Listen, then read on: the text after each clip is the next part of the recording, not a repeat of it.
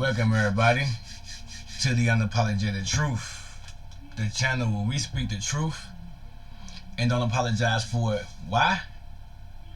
Because the truth never apologizes. Alright, today we're going to get to the crumbling of the American Empire, right? Alright, so we all know that America is divided. We all know that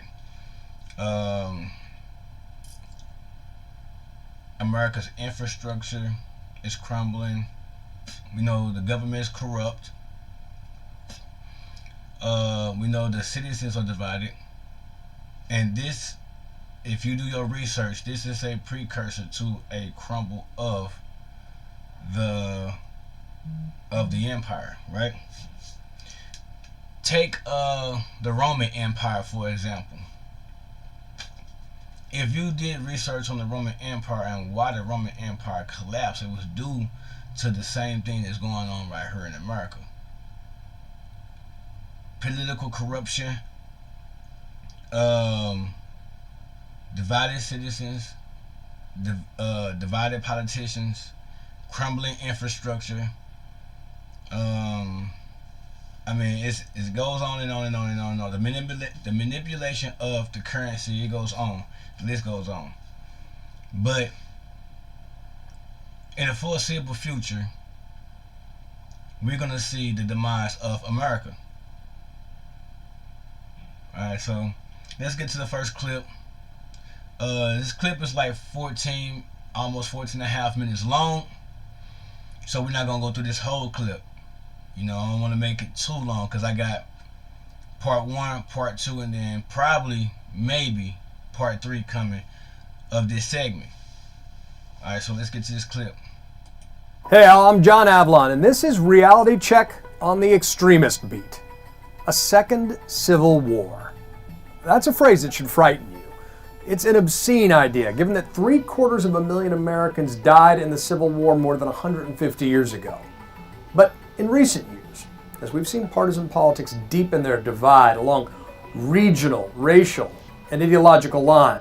A second civil war from the events that's been unfolding for the past decade is inevitable. It's descending quicker and quicker every year we go through into civil war. And I'm not just talking about citizens against citizens. That's not entirely a whole civil war, right?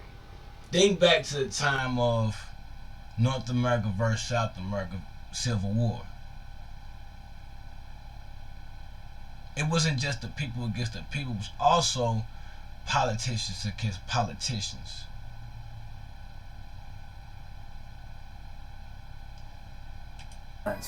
Loudly denying the legitimacy of the opposition, we've watched distrust escalate while hate proliferates. And with it, we've seen a sickening uptick in Second Civil War rhetoric. It's grown from self-styled militia members and extremists online, crossed over into conservative populist protests, and even conservative members of Congress. Ex-President Donald Trump retweeted warnings about a second civil war to inflame his base ahead of his first impeachment. And some of the rioters who stormed the U.S. Capitol, trying to stop the counting of electoral votes after the victory of Joe Biden and Kamala Harris, were wearing t-shirts promoting civil war. While sometimes you gotta read between the lines. You gotta understand this.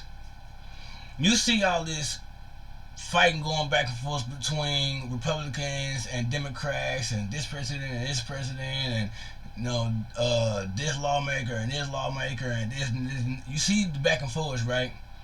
That's just a show.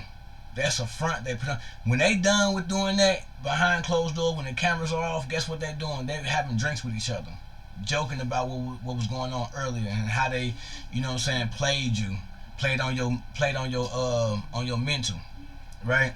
All right. So when presidents or ex-presidents or soon-to-be ex-presidents tweet out something like, yeah, civil war, this, and that, it's some truth to that.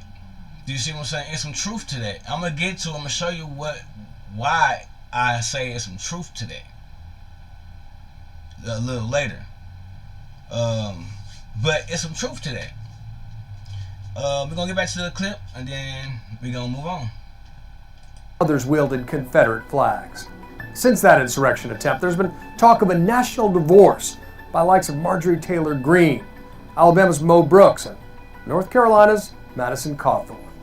If our election systems continue to be rigged and continue to be stolen, then it's going to lead to one place, and that's bloodshed.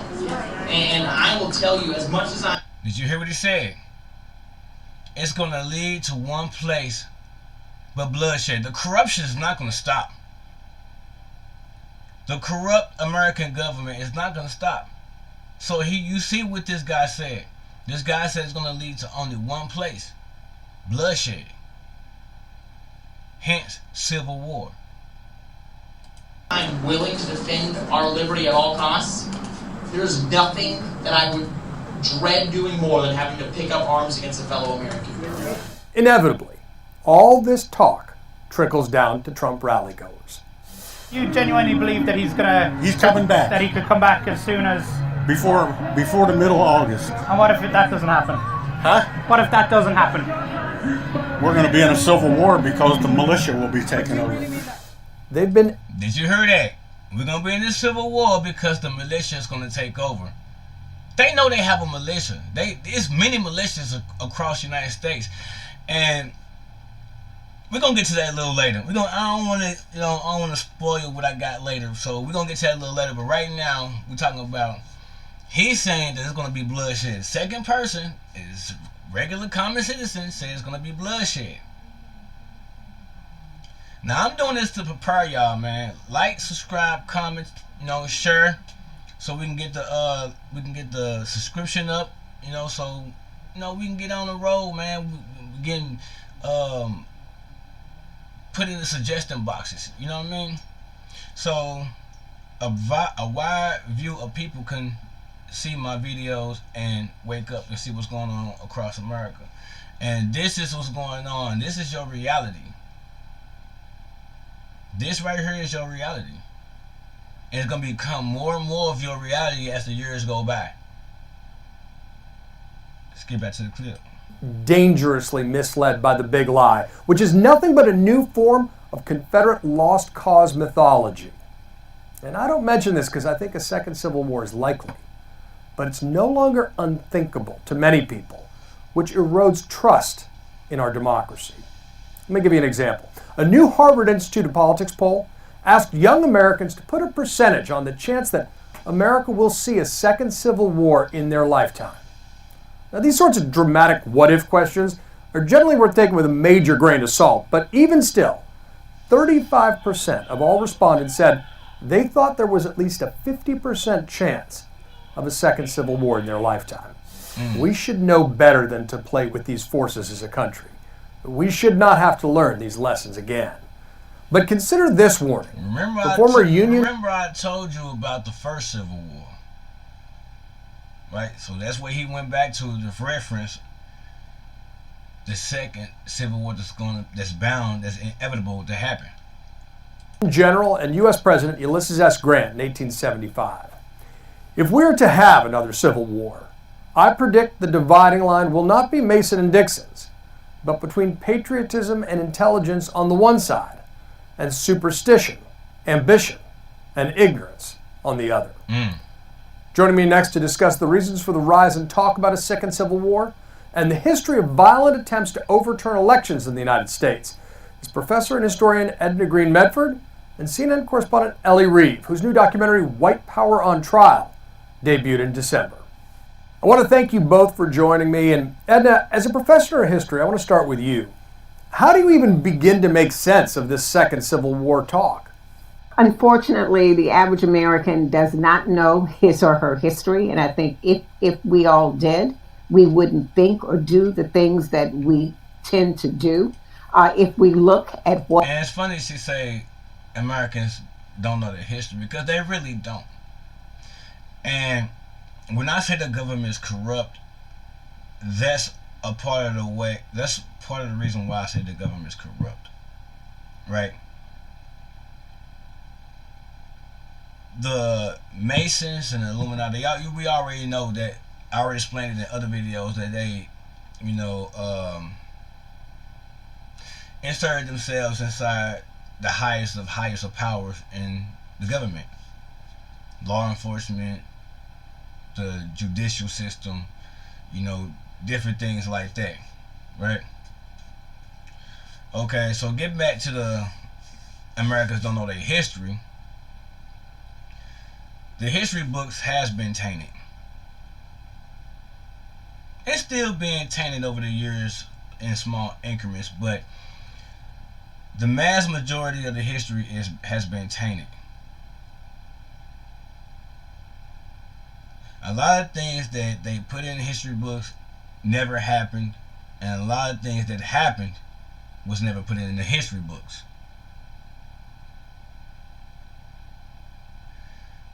So let's get back to the clip.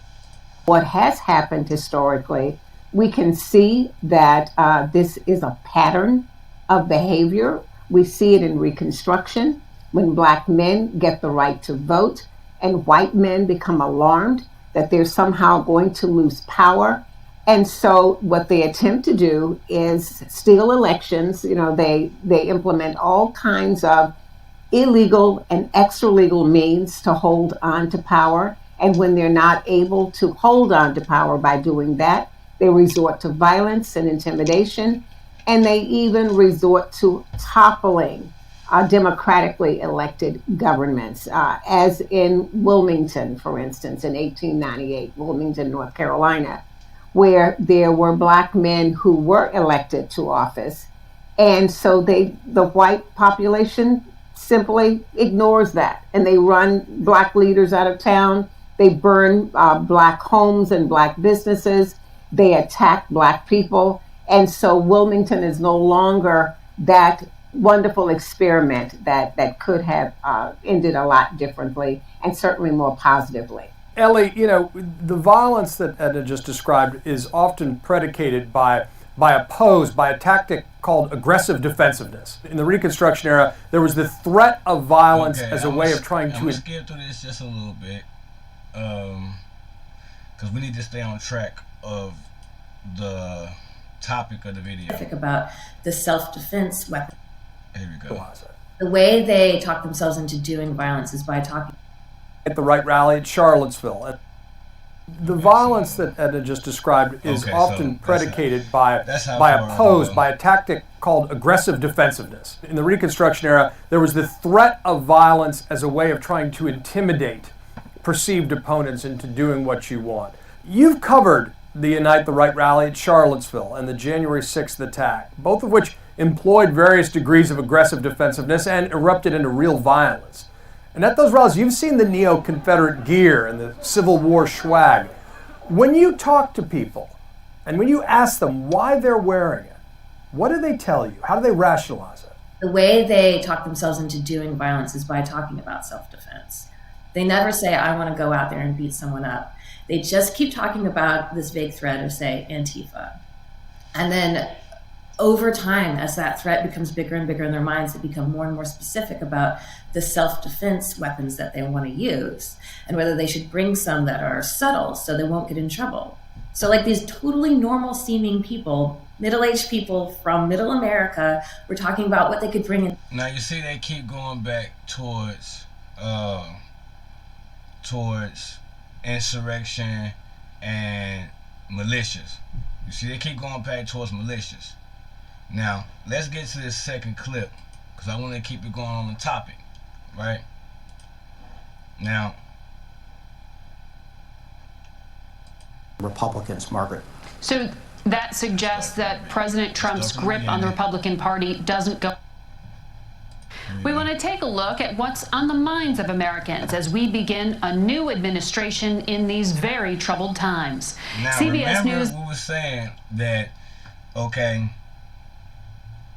how do you know that an empire is going to fall? Okay, corrupt government, divided citizens, divided government, and also crumbling infrastructure and many, many more things, right? Emphasis on divided citizens and divided government. Watch this. Elections and Surveys Director Anthony Salvanto is in Westchester County, New York. Good morning. And remember when I told you that when they put out certain things, it has some truth to it. My question is to y'all, how do they gather this poll information? Because I go on their website a lot and I don't never see a poll up there. I mean, maybe I'm wrong. I could be stand corrected. If somebody know how they do it, let me know. But I haven't seen it. So, how do they gather this poll? Or was this poll put out there to put information that they trying to give you that they ain't gonna tell you right out? So like when they put in movies, like a lot of things they put in movies, like back then they was bringing out all these so-called sickness movies. I don't want to say the word because, you know, I don't want to get demonetized or get my video taken down. And now, look what's going on now. A lot of sickness going on around. You know what I mean? They want you to get those two, you know. So, basically, what I'm saying is, maybe they're putting this up there to let you know what's going to happen in their future. I could be wrong, but I haven't seen a poll on their website where I can go and I can vote on their polls. Morning to you, Anthony. We are on the verge of a big change politically, but Americans are on edge. What do they see as the biggest threat to them right now? Yeah, good morning, Margaret. It is indeed a portrait of a country on edge after the events of the last few weeks. When we ask that very question, what is the biggest threat to your way of life right now? More so than foreign adversaries, more so than things from the natural world, disasters, even viruses. People said it was other people in America, domestic enemies. And have a look at this. You know, the Capitol is certainly on edge this week. Americans feel that political violence may increase over the next few years, so hardly out of the woods. In the next few years, political violence will increase. This is the majority of the people saying this. That's what they're saying. The majority of the people saying this. But remember what we just discussed, right? So, what we just discussed, this could possibly mean that in the near future, it's going to be enticement of more and more and more marches, more and more and more violence, and then basically boiling down to martial law. I already made a video on that, so we're not going to discuss that in this video. So if you want to watch the video on that and how, you know, I put that video together, scroll down the video list and go ahead and watch that. Make sure you leave a like too also and share it for me, because like I told you, if you like and share the video, then it would end up in the suggestion so people can see the video, click on the video, and they can subscribe. The more people subscribe, the more Americans can wake up. Alright, so let's do this.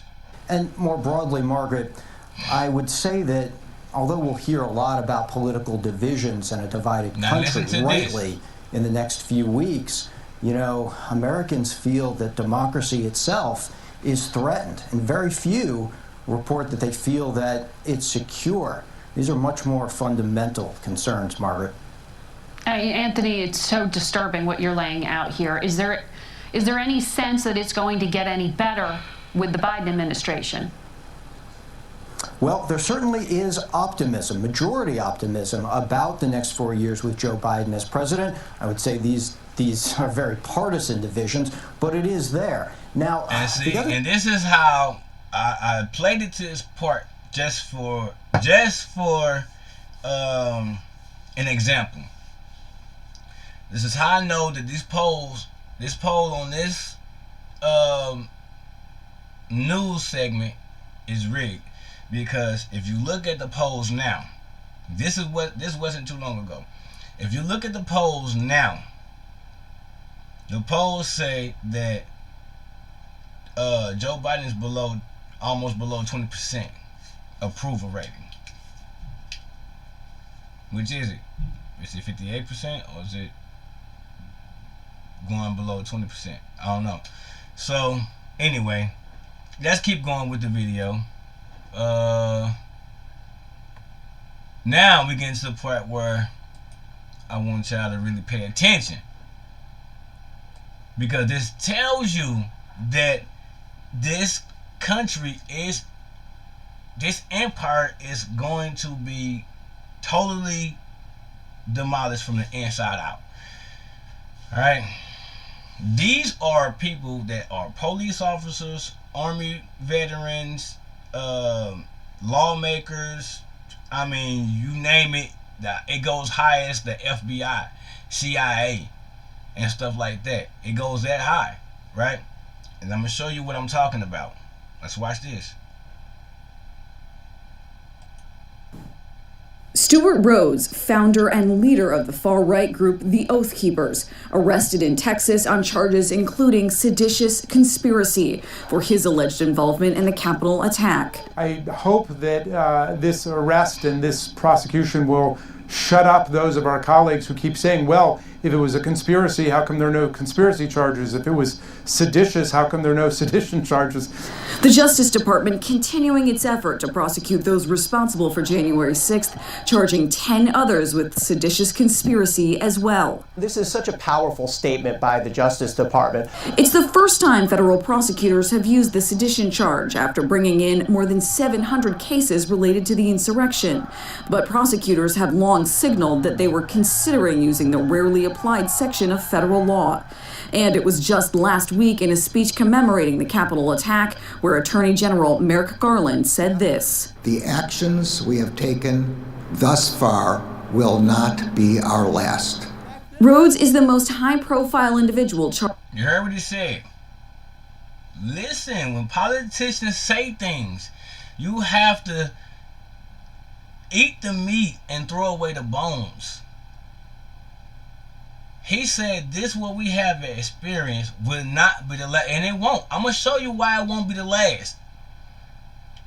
This is why this country is coming to its very end. It's hanging on a thread right now. It's a thin thread too. I'm going to show you why in a minute, why it's not finished. Let's keep going. Charged in the investigation so far. Court documents released Thursday lay out a wide-ranging plot to storm the Capitol and disrupt the certification of the 2020 election. 2 days after Election Day, Rhodes allegedly urged his followers to refuse to accept the election results, writing in a signal message, "We aren't getting through this without a civil war." According to federal prosecutors, on his way to D.C., "We're not getting through this without a civil war." Let's keep going. On January 3rd, Rhodes allegedly bought an AR platform rifle and other firearms equipment, including sights, mounts, triggers, slings, and other firearms attachments in Texas. The next day, he allegedly bought more firearms equipment in Mississippi. Rhodes, a former Army paratrooper who went on to... Former Army paratrooper. They are in high places. These people, the Oath Keepers, you can look this up yourself, research them yourself. All of them are in a high position of power here in America, right? And right now he's going on trial for the insurrection or whatever they said he was doing, right? But you should understand what he said, though. You will see what he said, and this right here should send chills up your spine, because when he said that, the look in his eyes was crazy. Watch. Earn a law degree from Yale, said he did not enter the Capitol on January 6th, but video captures other Oath Keepers wearing military gear forcing their way into the building in a military stack formation. They were highly organized groups who were exploiting the chaos of that day. The new indictment also alleges the group had quick reaction forces from 3 states, Arizona, North Carolina, and Florida, to rush into D.C. if needed. According to court documents, Oathkeeper Thomas Caldwell, arrested last January, claimed that he took reconnaissance trips to D.C. prior to the insurrection. Prosecutors say Rhodes was planning for violence well beyond January 6th, allegedly referring to the Capitol attack as nothing compared to what's coming. In the weeks after the attack on the Capitol, nothing is compared to what's coming. This was nothing compared to what's coming. The insurrection that happened at the Capitol is not going to compare to what they have planned. Because you take him down, does not mean somebody else not going to step up in his stead and carry out that plan. Do you think you found everybody? No, you have not found everybody. Some oath keepers probably still live a normal life and people not knowing that they oath keepers.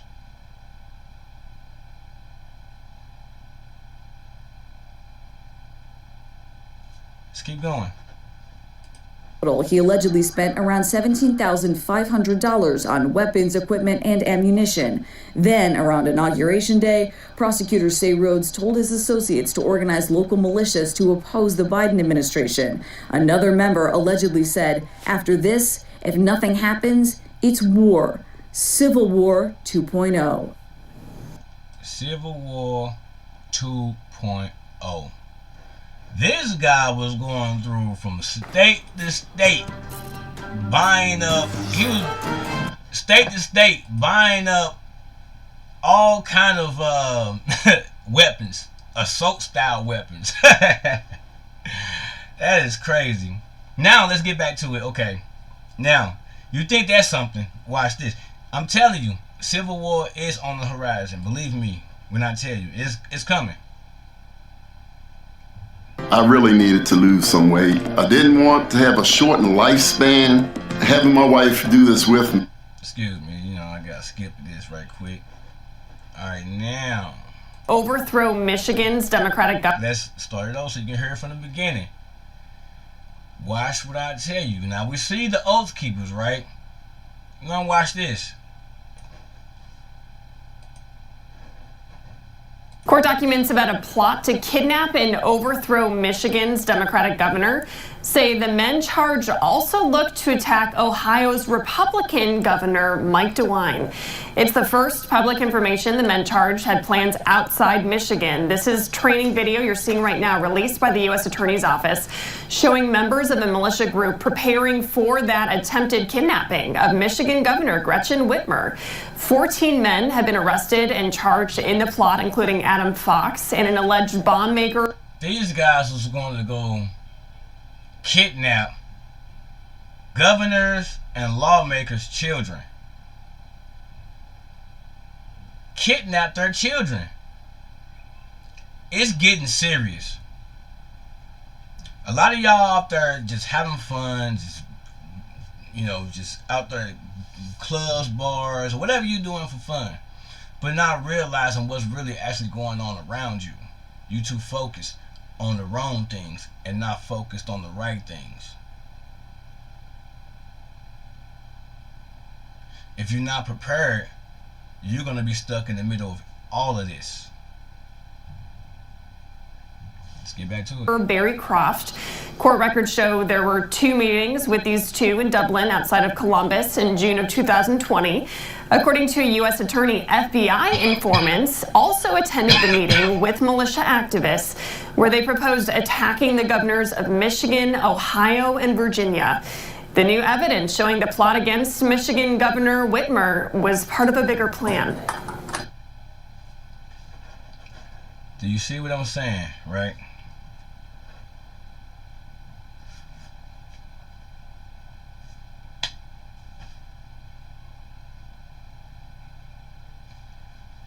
This place is finished.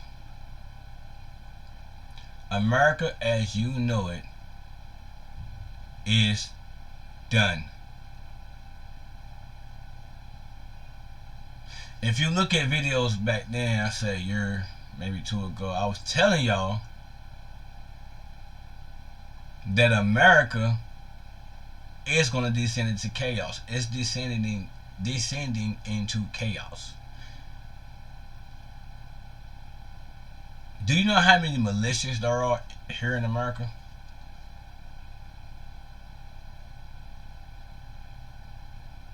You don't think they communicate?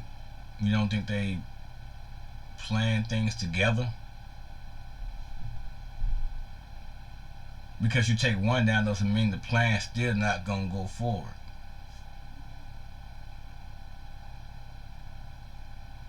You're going to see. You're going to see. But like, comment, subscribe. Most definitely leave a like, man. We're trying to get the likes up, man. Trying to get the subscribers up, man. So help your boy out, man. Share my video, my channel with your friends, with your family members, with the dude down the street, with your neighbor. You know, it don't matter. Let's get these people waking up. Let's get people on the roll. Let's get people prepared.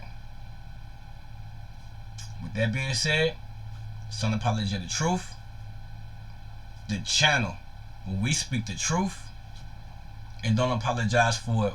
Why? Because the truth never apologizes. I'm out.